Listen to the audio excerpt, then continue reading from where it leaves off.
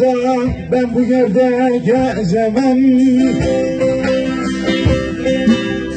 Şekerimce hamı asla ezemem. Yüzseler derimi ikrar bozamam. Kul olup kapından ölene kadar dost.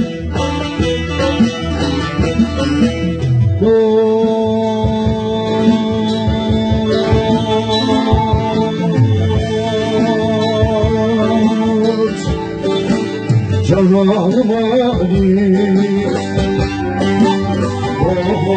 dost, hünkârım benim dost, kim yarim?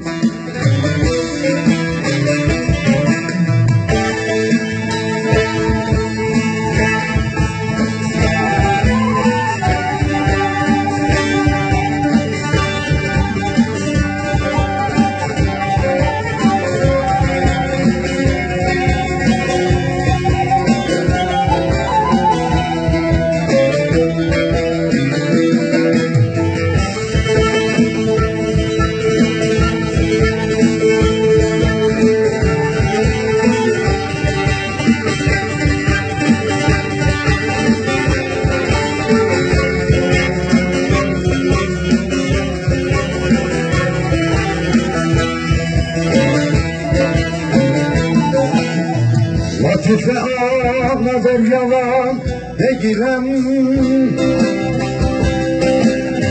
Allah gelse bile kanan değilim.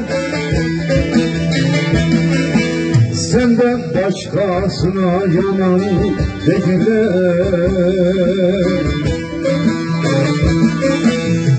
Kul olup kapından ölene kadar dost. Dost,